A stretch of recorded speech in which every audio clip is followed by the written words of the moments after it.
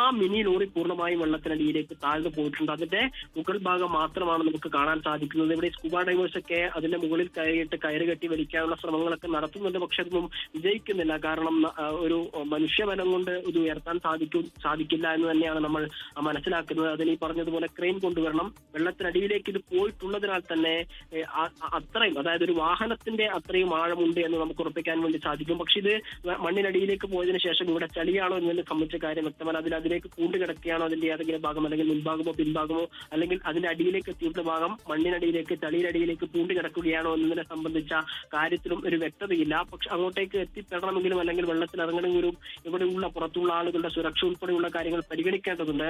അതിനാലാണ് ഈ ദൗത്യം വൈകുന്നത് എന്നാണ് മനസ്സിലാക്കുന്നത്. പക്ഷെ ഓരോ നിമിഷം വൈകുമ്പോഴും ഈ പറഞ്ഞതുപോലെ അതിനകത്തൊരു ജീവനുണ്ട് എന്നുള്ളതിന്റെ ഒരു പ്രധാനപ്പെട്ട ഒരു കാര്യം തന്നെയാണ്. ഈ ലോറി ഉയർത്താതെ എന്തായാലും പുറത്തെത്തിക്കാൻ സാധിക്കാത്തൊരു സാഹചര്യമാണ് ഇവിടെ ഉള്ളത് എന്നാണ് മനസ്സിലാക്കുന്നത്. കുറച്ചുകൂടിയൊക്കെ സേനയുടെ ആവശ്യമുണ്ട് എന്ന് മനസ്സിലാക്കുന്നു. ഈ രീതിയിലാണെങ്കിൽ വേസ്റ്റുകളൊക്കെ മാറ്റിക്കൊണ്ട് അങ്ങോട്ടേക്ക് പോവുക എന്ന രീതിയിലാണ് ഇവരുടെ ശ്രമമെങ്കിൽ കുറച്ചുകൂടിയൊക്കെ ആളുകളുടെ സഹായം കൂടെ വേണ്ടി വരും. കുറച്ചുകൂടെ സംവിധാനങ്ങൾ വേണ്ടി വരും. കാരണം കരയോട് അടുത്ത് ചേർന്ന്, അതായത് അധികം ഉള്ളിലേക്ക് പോവാതെ പുറത്ത് നിന്നാണ് അത് ഈ പറയുന്ന പോലെ വേസ്റ്റ് ഒക്കെ വലിയ കമ്പുകളും മറ്റും ഉപയോഗിച്ചുകൊണ്ട് വലിച്ചെടുത്ത് മാറ്റുകയാണ് ചെയ്യുന്നത്. അവർ അങ്ങോട്ടേക്ക് പോകാൻ സാധിക്കാത്തൊരു സാഹചര്യം ഒക്കെ ഉണ്ട്.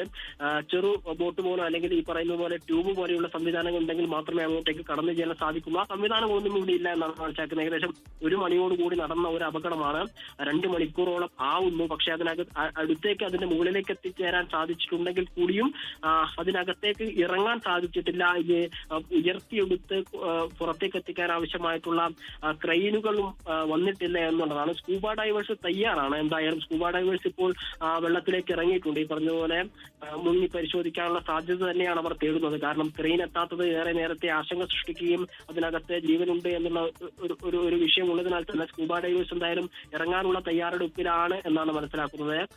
ഈ തിരൂര് ഉരോത്ത് പള്ളിയാലിലാണ് ഇത്തരത്തിലൊരു അപകടം നടന്നത്. 1 മണിയോടെയായിരുന്നു അപകടം. ബ്രേക്ക് നഷ്ടപ്പെട്ടതിന് ശേഷമാണ് പോയത്. ആ സമയത്ത് തന്നെ നമ്മൾ ഉൾപ്പെടെയുള്ള 24 ഉൾപ്പെടെയുള്ള മാധ്യമങ്ങൾക്ക് വാർത്ത ലഭിക്കുകയും തിരൂരിൽ നിന്ന് ഫയർഫോഴ്സ് യൂണിറ്റുകളൊക്കെ എത്തിച്ചേരുകയും ചെയ്തതാണ്. പക്ഷേ ഏറെ നേരം വൈകിയിരിക്കുന്നു എന്നത് ഈ വിഷയത്തിന്റെ ഗോകുലി പറഞ്ഞല്ലോ, ലോറിയുടെ ബ്രേക്ക് നഷ്ടമായാണ് ഇങ്ങനെ ഒരു അപകടം ഉണ്ടായത്, ക്വാറിയിലേക്ക് മറിഞ്ഞത് എന്ന്. ഈ പ്രദേശം എന്ന് പറയുന്നത് ഇത് സ്ഥിരമായ അപകടങ്ങൾ ഉണ്ടാകുന്ന അല്ലെങ്കിൽ അപകട സാധ്യതാ മേഖലയാണോ ഗോകുൽ? ഇത് നാട്ടുകാരിൽ നിന്ന് നമുക്ക് അത്തരത്തിലുള്ള ഒരു വിവരം കൂടി ലഭിക്കുന്നുണ്ട്. കാരണം ഇടയ്ക്കിടെ അപകടമുണ്ടാവുന്ന ഒരു പ്രദേശമാണ് ഇത് എന്നൊരു വിവരം കൂടി ലഭിക്കുന്നുണ്ട്. ബ്രേക്ക് നഷ്ടപ്പെട്ടതാണ് ഇത്തരത്തിൽ അപകടം ഉണ്ടാവാൻ കാരണം എന്നത് പ്രാഥമികമായിട്ടുള്ള വിവരമാണ്. കൂടുതൽ പരിശോധനകളൊന്നും നടത്തിയതിനു ശേഷമല്ല അത്തരത്തിലൊരു ഉത്തരത്തിലേക്ക് നമ്മൾ എത്തിയിട്ടുള്ളത്. പ്രാഥമികമായി ലഭിക്കുന്ന വിവരത്തിന്റെ അടിസ്ഥാനത്തിലാണ് ബ്രേക്ക് നഷ്ടപ്പെട്ടതാണ് അപകടത്തിന് കാരണമെന്ന് പറയുന്നത്. പക്ഷേ നാട്ടുകാരിൽ നിന്ന് പ്രതികരണങ്ങൾ തേടുന്ന സമയത്ത് ഈ പറഞ്ഞതുപോലെ ഈ പ്രദേശം അപകട മേഖലയാണ് എന്ന് പറയുന്നുണ്ട്. പലതരത്തിലുള്ള അപകടങ്ങൾ ഈ പ്രദേശത്ത് ഉണ്ടായിട്ടുണ്ട് എന്ന് പറയുന്നുണ്ട്. പക്ഷേ ഇതിന് സമാനമായ, ഇപ്പോൾ ഉണ്ടായതിന് സമാനമായ രീതിയിലുള്ള